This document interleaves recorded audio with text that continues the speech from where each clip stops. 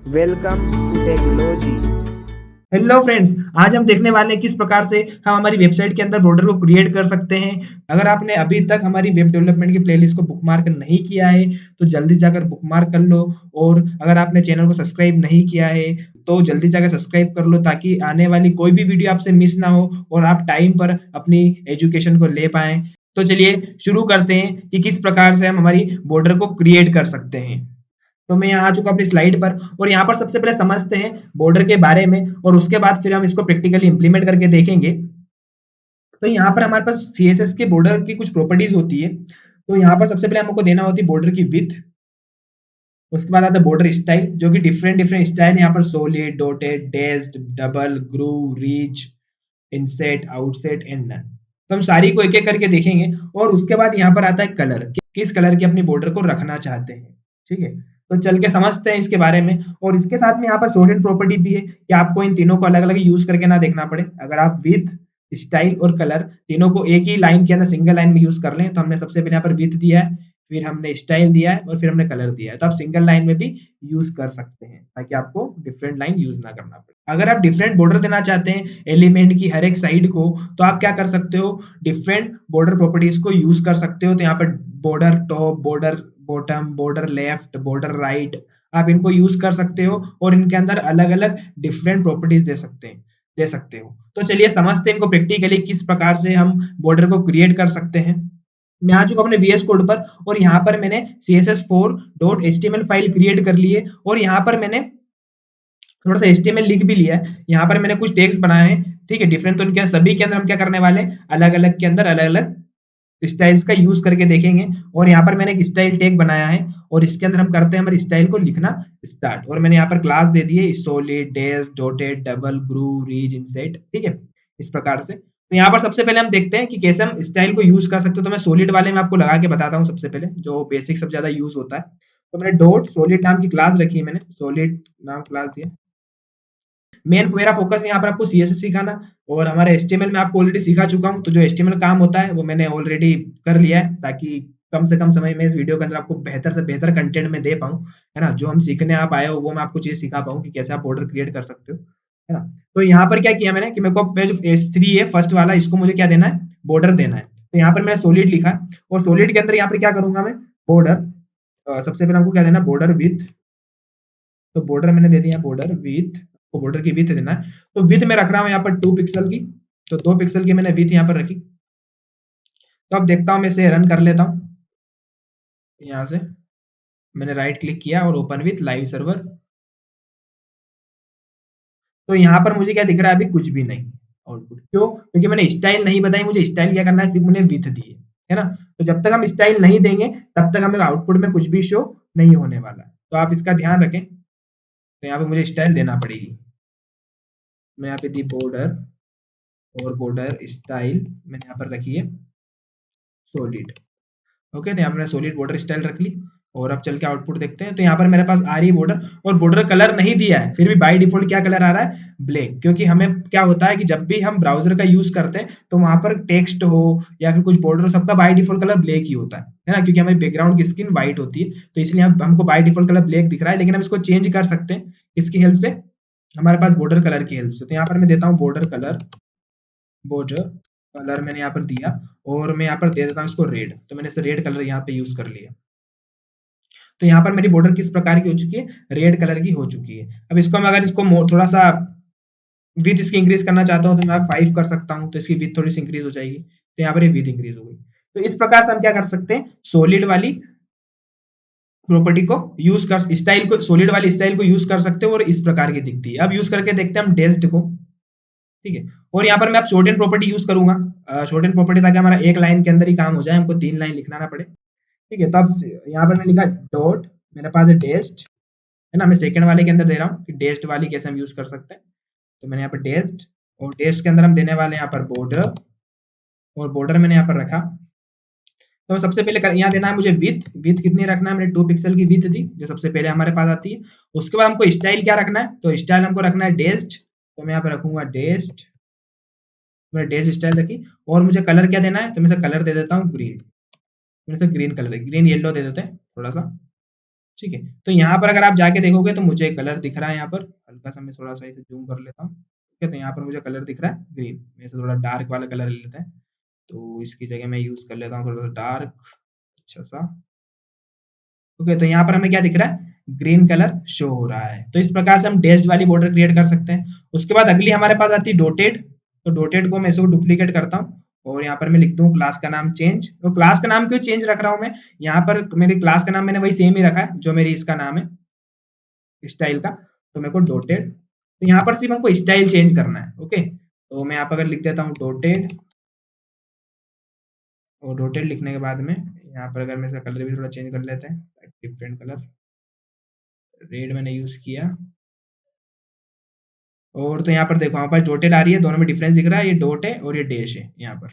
Okay, तो ये हमें दिख रहा है। उसके बाद नेक्स्ट हमारे पास आती है डॉटेड के बाद में डबल, कि डबल क्या यूज होती है, डबल का यूज करके देखते हैं। डबल का हमने यूज किया और यहाँ पर मेरे को क्या लिखना होगा, DOUBLE, डबल, छूट गया डबल। ठीक है, और इसका कलर हम रेड ही रहने देते हैं, कोई प्रॉब्लम नहीं है, कलर तो ठीक है। तो देखो यहाँ पर डबल मुझे रो दिख रही है, दिख रही है डबल। ठीक, थोड़ी सी मैं इसकी थिकनेस को इंक्रीज कर देता हूँ ताकि थोड़ी सी दिखे वो। मैं 4 कर देता हूँ, यहाँ पर मैंने 4 कर दिया बॉर्डर को। और देखो यहाँ पर अगर आप 4 किया तब आपको प्रॉपर यहाँ पर शो हो रही है हमारी बॉर्डर। ओके, तो इस प्रकार से हम क्या कर सकते हैं, डबल का यूज कर सकते हैं। डबल बॉर्डर में हमारे पास 2 बॉर्डर आती है, डबल बॉर्डर हमको शो होती है। और उसके बाद हमारे पास आता है ग्रूव। अब यहाँ समझना, ये 2D और 3D है, ये 2D बॉर्डर से अब इसके आगे हमारे पास जो बॉर्डर होगी वो 2D बॉर्डर्स होगी, और उसके अंदर डिफरेंशिएट करना थोड़ा सा तो थोड़ा ट्रिकी है। तो थोड़ा सा चीजें आप ध्यान से देखना, चीजें आपको समझ में आएगी। अभी हमें 2D बॉर्डर हमारे पास आने वाली है। कंट्रोल प्लस शेड, और यहाँ पर मैंने क्या किया, ग्रूव का यूज करेंगे।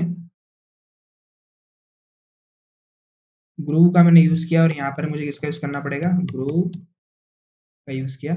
और 4 पिक्सल, तो मैं इसको थोड़ा सा और इंक्रीज कर देता हूँ, 10 पिक्सल कर देता हूँ, क्योंकि हमको कम थिकनेस में डिफरेंस नहीं शो होगा। तो देखिए यहाँ पर हमारे 2D बॉर्डर है, ये हमारी 2D बॉर्डर शो हो रही है।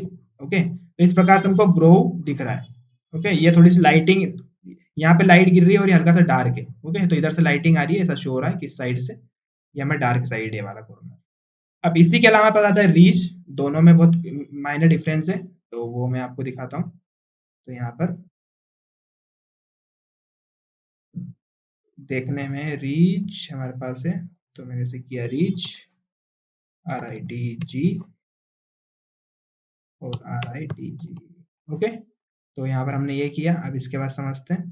तो देखो यहाँ पर लाइटिंग किधर से आ रही है, यहाँ पर लाइटिंग इस साइड से आ रही है। तो यहाँ पर अगर आप देखोगे दोनों, ये भी 3D है, और अगर इसमें आप दोनों में डिफरेंस आपको दिख रहा होगा कि इसमें लाइटिंग यहाँ नीचे शो हो रही है और इसमें अपर की साइड शो हो रही है। तो ये डिफरेंस है दोनों में, ये इसमें डार्क साइड है नीचे वाली साइड, इसमें। और इसके बाद हमारे पास क्या आता है, यहाँ पर आउटसेट और इनसेट, तो उन दोनों को हम यूज करके देखते हैं। तो यहाँ पर मैंने देखा इनसेट डॉट इनसेट, और यहाँ पर मैं लगा दूंगा इनसेट। इनसेट में क्या हो रहा है, ये अंदर की साइड जा रही है, ये भी 3D है और ये हमें दिख रही है यहाँ पर डिफरेंस।